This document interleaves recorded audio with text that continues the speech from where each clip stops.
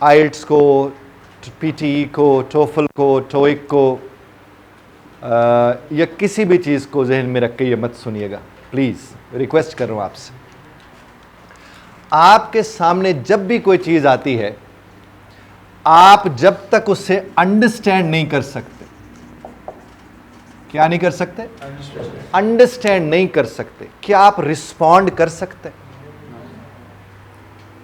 यानी मैं आपसे सवाल करता हूं, आपको अगर मेरा सवाल ही समझ नहीं आएगा, आप जवाब दे सकते?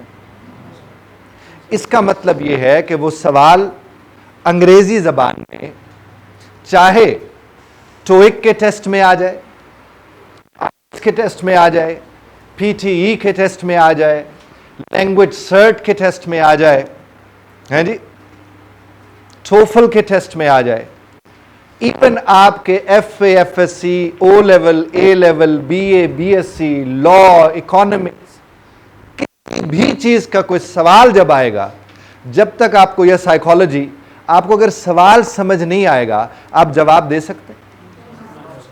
इसका मतलब पहला काम क्या है कि मुझे सवाल समझ आए, और जिन्हें सवाल समझ आ जाता है, अब सवाल का जवाब देना होता है।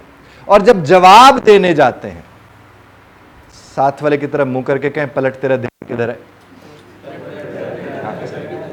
हाँ? कुछ लोग इधर उधर चले गए थे, प्लीज।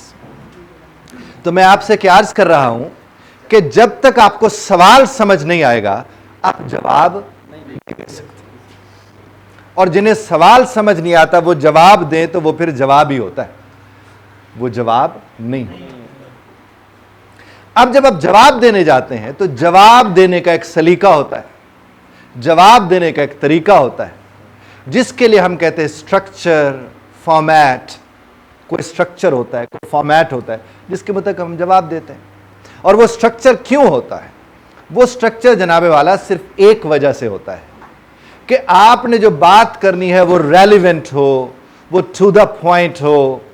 आप जो बात करें वो ये ना हो कि कहीं की ईंट कहीं का रोड़ा, भानुमती ने कुंभा जोड़ा, को आपस में उसका कोई ताल्लुक ही नहीं किसी तरह से। तो वो क्या होगा? वो स्ट्रक्चर होगा तो आप स्ट्रक्चर में होकर बात करेंगे, वो फॉर्मेट होगा तो फॉर्मेट में बात करेंगे। और फॉर्मेट का मतलब क्या होता है? तरतीब। क्या होता है?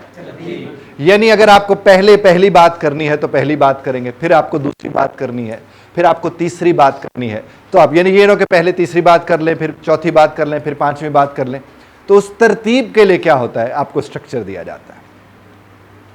और बारहा आपकी क्लासेस में ये बात अर्ज कर सका, बारहा ये कर चुका कि जब आपसे पूछा जाता है, मिसाल के तौर पर अगर आपसे कोई पूछता है, वालिदा ही पूछ लेती है कि खाला के यहां गए थे, तो जवाब इसका बनता है गया था या नहीं गया था। और अगर आप जवाब देना शुरू कर दे, वो नहीं, जाने तो लगा था लेकिन अब्बा ने उधर भेज दिया, भाई ने ये बात कर ली, फला ने वो बात कर ली, फला ने वो बात कर ली, तो अब आप किस तरफ चले गए? जो बात वहीं खत्म हो सकती थी वो बात आगे बढ़ के उसमें और कई ऐसे पहलू निकल आए, जिसके बाद वालिदा ने कहा ये तुम्हें अगर तुम्हारे बाप ने फुफ्फो के यहां भेजा होता फिर तुमने नहीं रुकना था, फिर तो तुमने दौड़े दौड़े चले जाना था, चूंकि मेरी बहन के पास जाना था। अब ये मौका कहां से मिला? जब आप इररेलेवेंट डिटेल की तरफ चले गए। अब क्या होता है कि वकला जब बहस करने जाते हैं जजेस के आगे, तो जो अच्छे पढ़े लिखे वकला होते हैं, जो तैयारी करके जाते हैं, वो पूरी कोशिश करते हैं कि इतना टू द पॉइंट रहे कि कहीं कोई ऐसा जुमला ना निकला है जिससे हमारा मुखालिफ उसको उचक ले और उस पर बात करना शुरू कर दे। तो ये बात करने का बुनियादी मकसद क्या है?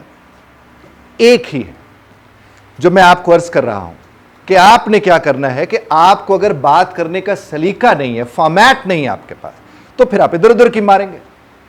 और आज के जितने भी आप शोज देख लें, जब वो शुरू करते हैं तो शो का मकसद हम तक जो पहुंचता है वो कुछ और होता है, लेकिन उसमें से निकलकर कई चीजें आ जाती हैं क्योंकि इररेलेवेंट बात होने लगती है। तो ये बात बताने का बुनियादी मकसद क्या था कि आपको ये स्किल तो वैसे आनी चाहिए बहैसियत इंसान के कि आपने दिन में कितने लोगों को मशवरे देने हैं, कितने लोगों से मशवरे लेने हैं, कितने लोगों से कलाम करना है, बात करनी है हर रिश्ते में। और अगर आप स्ट्रक्चर्ड होंगे तो उसका सबसे बड़ा बेनिफिट क्या होगा कि आप फजूल बात नहीं करेंगे, आप इर्रेलेवेंट बात नहीं करेंगे, आप इधर उधर नहीं जाएंगे।